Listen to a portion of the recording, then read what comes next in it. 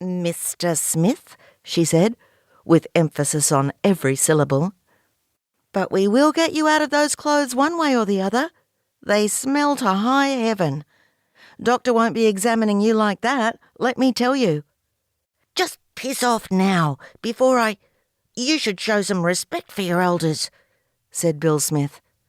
The same Bill Smith, who had always prided himself on his appearance, had never left the house anything but clean and smartly turned out. When Nurse left the room, he pulled his shirt front to his nose and sniffed. The mix of sweat and old vomit elicited a begrudging agreement, but he wasn't about to tell her that.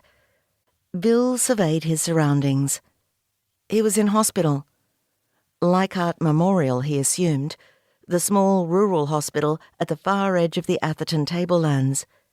He could smell the rich black soil that permeated the air so completely that it cut through his disinfected surroundings.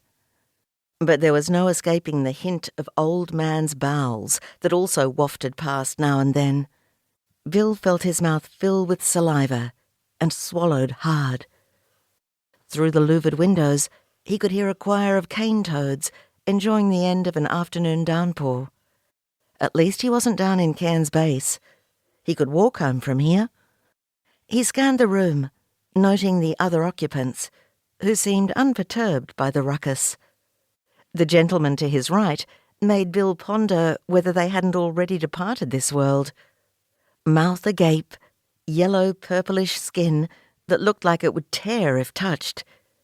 He certainly wasn't someone who would be up for the physical battle Bill had just engaged in. The old bloke in the far corner was asleep, but cradled a transistor radio to his ear, its failing battery making it sound like a run-down gramophone record, as the music heralding the 4 o'clock ABC News Bulletin played forlornly. The news warned of an unseasonal tropical cyclone building off Cairns. Bill thought about his sheds and hoped this one would not cross the Geries Range like some cyclones managed to do. He didn't miss living down on the coast, where he had been through his fair share of destructive cyclones. Still, he thought, the timbers holding the stables together had seen better days. One more big blow could bring them down, even if the rainforested mountains might take some of the puff out of the wind. He didn't have the horses to go in them these days, but those sheds held something almost as valuable to him. Memories. Rich, sensory memories.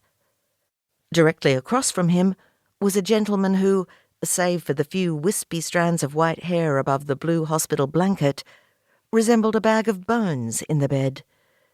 Considering the company, Bill began to wonder about his own condition. Having been placed in what he thought could be God's waiting room, he tried to recall the events that had brought him here. As he shifted position, his body provided some painful reminders. A fool, was it?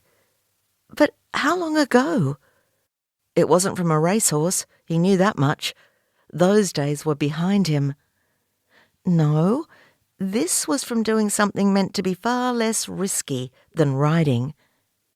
He had leant down to take off his shoes and tumbled forward between the bed and the window. And that's where he'd stayed. He thought he remembered at least 2 sunrises through partly opened curtains before experiencing uncharacteristic relief at hearing his closest neighbour, Ivy Jenkins, yoo-hooing from his yard. He was missing time. How much, he didn't know. A wave of nausea sent sweat running down his face. Bill had managed to avoid hospitals and neighbours for most of his life, despite having lived through far worse than a fall in his bedroom. He'd even set the odd broken bone or two himself. Not the most elegant of jobs, he'd have to admit, but no need for wasting the doctor's time. He didn't belong here, in a hospital. He didn't need people fussing and pulling at him this way and that. He would be quite fine back home, thanks all the same. Bill pulled the sheets up as high as they would go, as if by hiding behind them he could make himself disappear. But there was no disappearing.